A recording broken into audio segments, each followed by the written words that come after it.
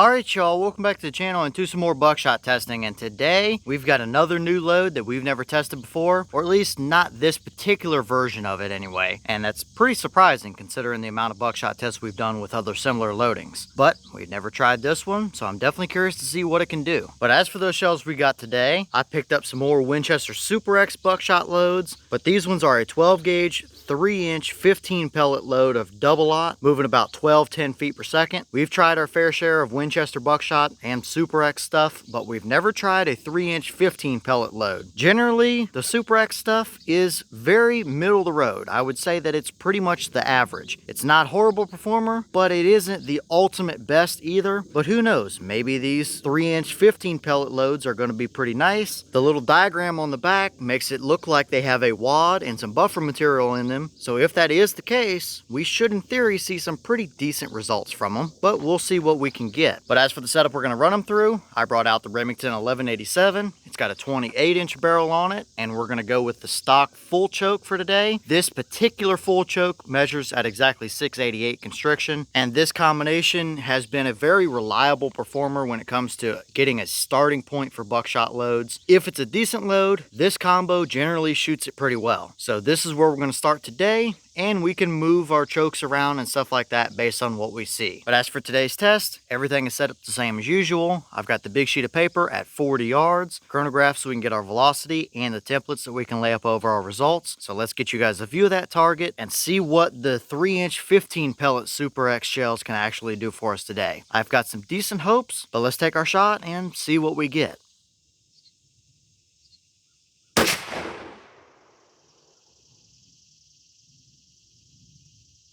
Alright, so that shell gave us 12.56 through the chrono. The boss claim is only 12.10, so from that 28-inch barrel, we were just a little bit over it. And they are a 3-inch 15 pellet loaded double-aught, so it is a pretty stout shell. But those were definitely loaded a little bit hot in the recoil department as well. So that's more than enough velocity and stuff for a double-aught load like that. Well, let's go down to 40 yards and see what kind of pattern they actually gave us.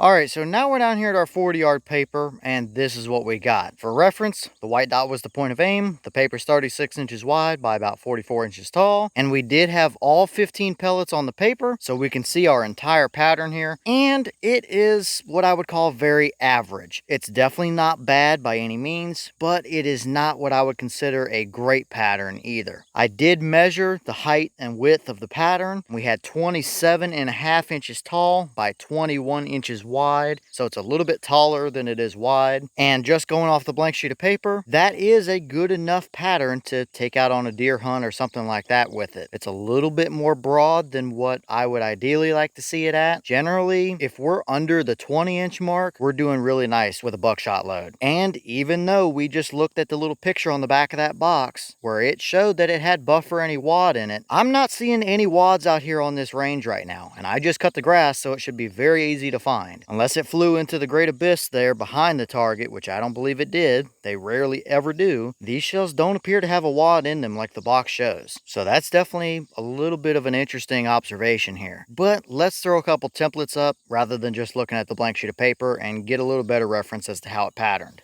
So first up here is our 10-inch circle, and when we put it in the middle of the pattern, since we were just a touch high, I believe, on this shot, we had 4 pellets within 10 inches at 40 yards. That's not too bad, but for a 15 pellet load, I would like to see 6 to 7 in there, preferably. And you can see how the bottom portion of this pattern is a little bit thinner than the more upper portion of it as well. 4 pellets of double-aught is more than enough to get the job done out to 40 yards through your vital area, but it just goes back to kind of being average overall. Nothing great, nothing spectacular, but nothing horrible either. But let's throw a couple animal templates up and see how it would look if you actually hunted with that combination.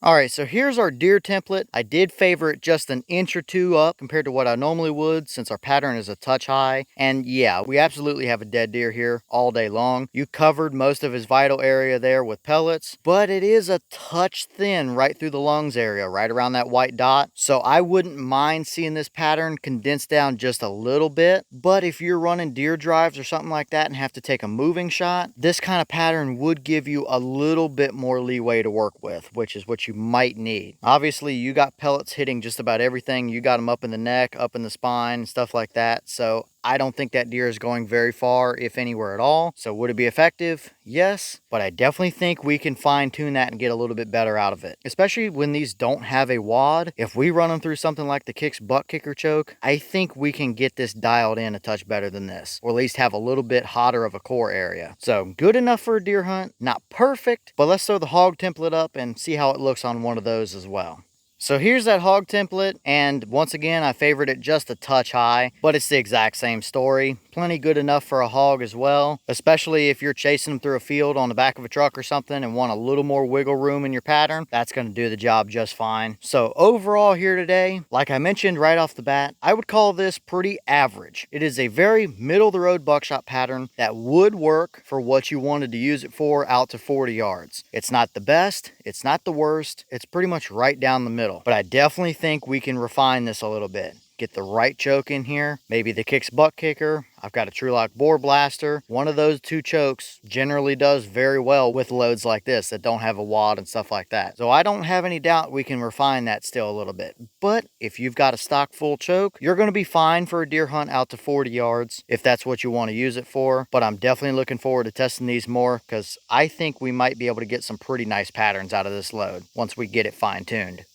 Alright y'all, well, what did you think about that performance right there? At this point, I think we pretty well covered it. It is what I would consider the average buckshot pattern at 40 yards. It's definitely not a bad pattern by any means, but it's far from the best we've seen as well. I have a good feeling about getting these dialed in a little bit better than that. We just got to find the right choke to do it, and I've got 3 or 4 of them that might be the ticket for these. So we're definitely going to test these some more and see what we can get, because if we can dial these in a little bit tighter than that, you know, get about a 20-inch spread, maybe 18-inch spread out of them, a 15 pellet load of double aught at mid 1200s is going to give you some nasty results with that kind of a pattern. So at least now we have a starting point to work off of, and we can move around in chokes from here and see what we can actually get out of them. But leave all your thoughts down below. Is that about what you expected to see? Were you a little surprised one way or the other? Have you tested any of these Super X 15 pellet double aught shells, and if so, what kind of results have you seen? Is that a pattern or a combo you would hunt with, or would you still like to see it a little bit more refined or a little bit tighter than that? And what other choke combos do you want to see us run these shells through that you think might perform well? Let me know all that down below. But with that being said,